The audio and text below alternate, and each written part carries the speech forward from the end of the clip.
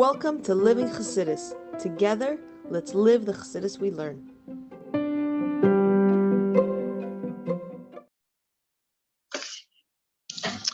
Okay, good morning, everybody. Welcome to Chassidus in the morning, 15 minutes. Kuntres Heichaltzu. So now we're starting Parak Yud Zayin, which is phenomenal. Which means we've gone 16 Parakim already.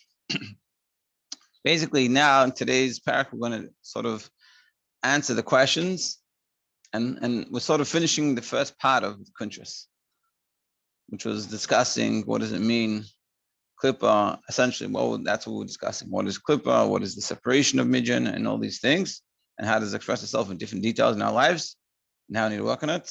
And then we're going to discuss the next part of it. So the full Kuntres is not finished because for whatever reason, they didn't print the rest of it. They got lost. I don't know what happened.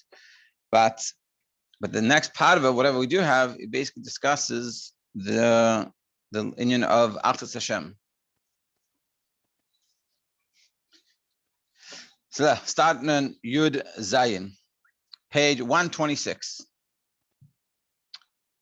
Yeah, see, in this chapter, Rebbe Rashab summarizes the concepts explained until this point in the maamer, offering resolutions to several of the questions he posed in the outset. So now we're going to go back to the beginning. Whoever remembers that many weeks ago, the beginning, we had questions about Midjan, and why was Nakamas Havaye, and why was it Moshe? Moshe needed to do it specifically, and this was like his last thing he needed to do before he passed away. And how is Midjan against Havaye? And that's what we're going to all answer these questions. So Indian clip is Midjan, Lasha, in the Mada, in the Mariv. And this is the idea of the clip of Midjan, which is from the language of Mada and Riv, quarreling, strife, Shehu Indian Aperud Heichaltzu, which is the idea of separation and division. Indian Sinas Chinam, like Sinas Chinam, Haniz Galel, which what we have been talking about, Shehu HaHefer Chumanaged L'Chol Shem, which is totally opposite of the idea of the encompassment and the coming together of Shem Havayim. The Chol Shem Havayim, to the sorry, it's opposite, and it goes against the whole idea of Shem Havayim, which is Shehu B'chinas HaYichud V'Iskalvus Dafka. Shem Havayim is all about unity and coming together, and Klivas Midjan is contrasting that, is in the opposite. As we'll explain at length further. And Midjan is totally against, like we talked about in the beginning, and this is what we've been discussing. So what we've been discussing till now is what is the clip of Midjan and how does it express itself and how bad it is. What we're going to talk about next is what is Shem Havayim, and then we'll be able to hopefully see the contrast between the two very clearly. Like we said before, clip of Midjan is worse than all the 7 nations. That's the one the discussion went before. And why is Klivas Midjan so bad? And why is it not counted in one of the 7? Because we say it's worse than all of them. Shehein, Zayin, and Midas Rois, because they represent the 7 evil Midas. Like, for example, lust, vakas, and anger, or chitza, and murder, v'gaiva, and haughtiness, which are all bad things. Everyone makes a blemish. But the blemish that it does in God's name in Shem Havayeh is only in one level of Shem Havayeh. Meaning Havayeh, we said before, is the idea of Iskalus. So when you do one of these things, you ruin an aspect of the coming together, the unity, the Achdus. You ruin one of the letters of Shem Havayeh, one of the ideas of the coming together. Whereas also in regards to doing something that's forbidden according to Torah, whether it's the 365 negative commandments that you shouldn't be doing and you do, chas v'shalom, that you only affect one detail, one issue, one thing.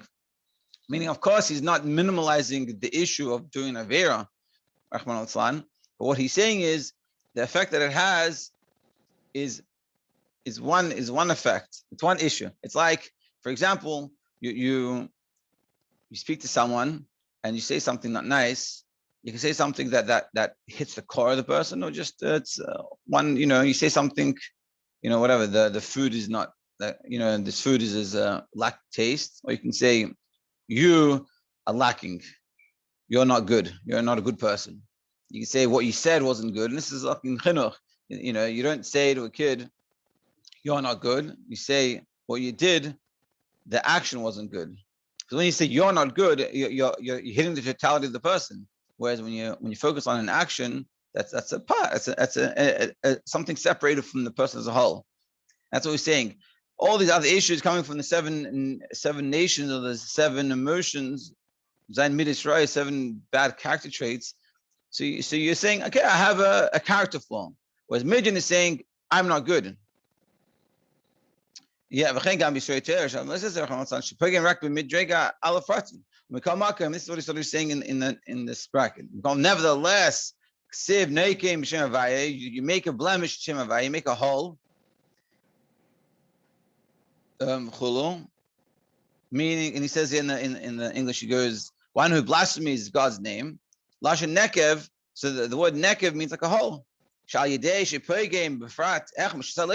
you do something wrong, one of the negative commandments, you make a hole, just like you make a hole in a person, and blood comes out, it affects the whole body. It's like when you have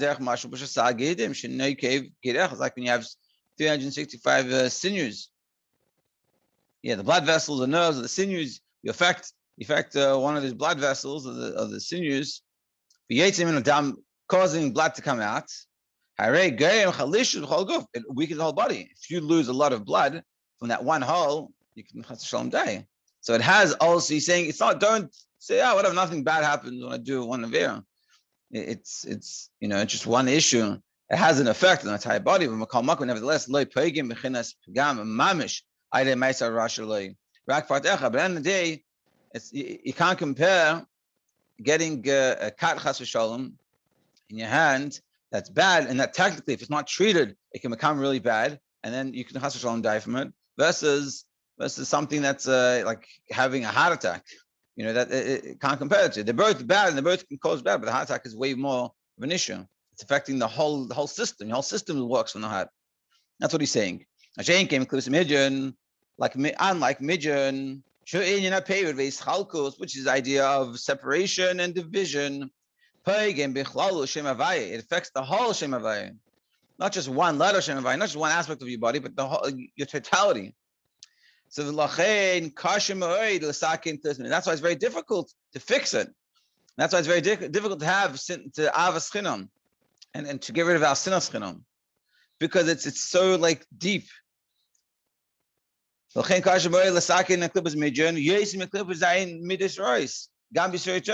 something that's an us against the Torah, it's easy to fix in this issue of klippus midyan.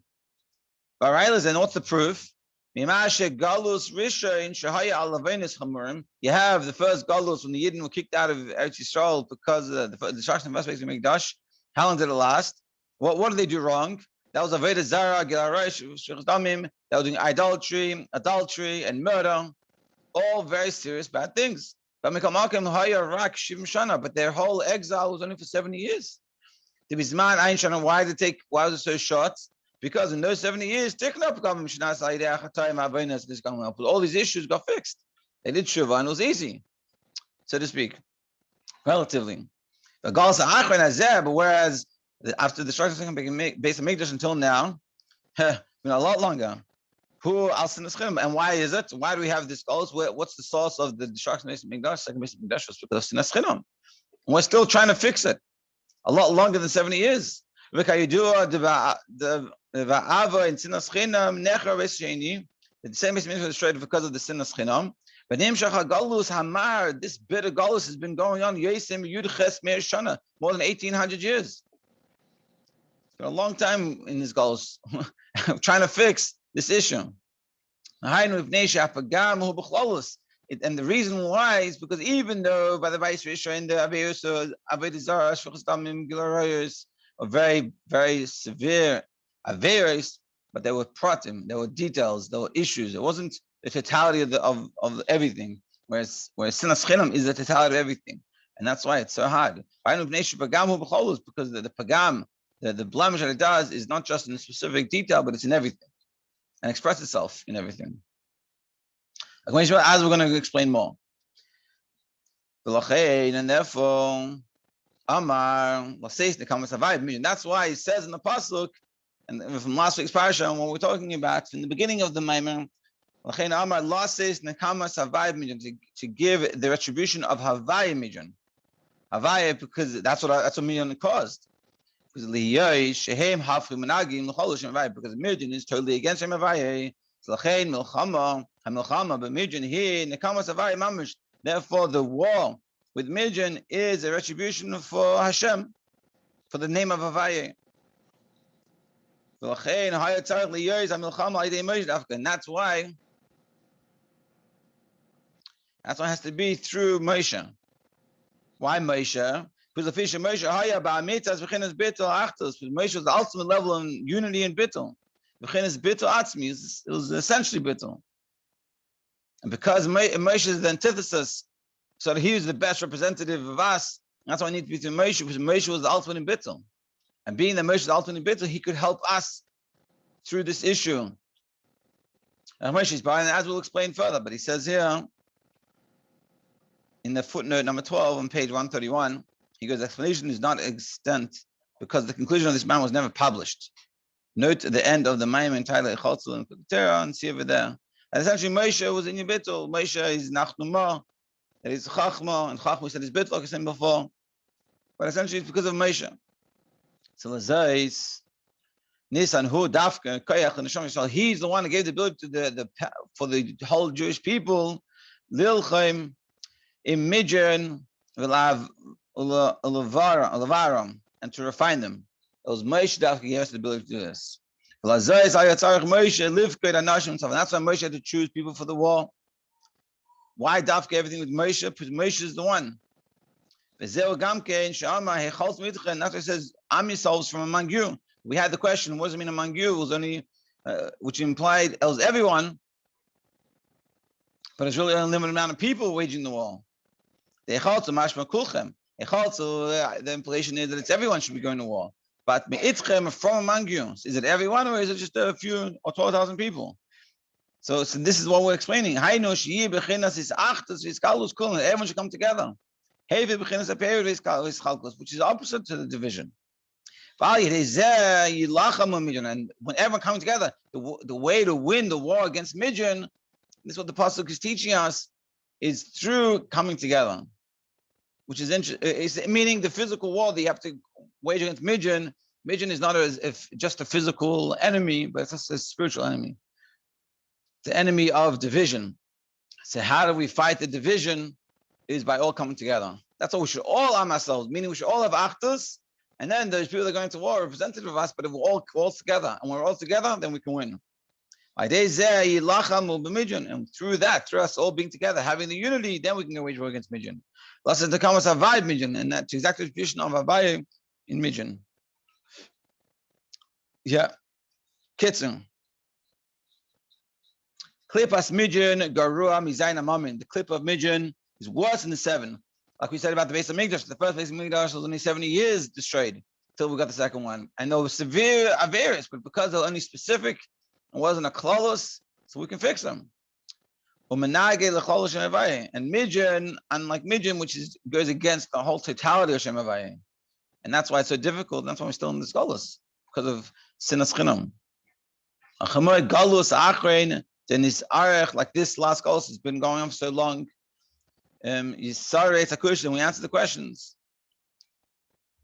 Yeah, and yeah, in the note of it, it's very nice. At the outset, the Rebbe Rashab had asked the following question: why was the war against Midyan described as exacting the attribution of God, Havaya, for Midyan?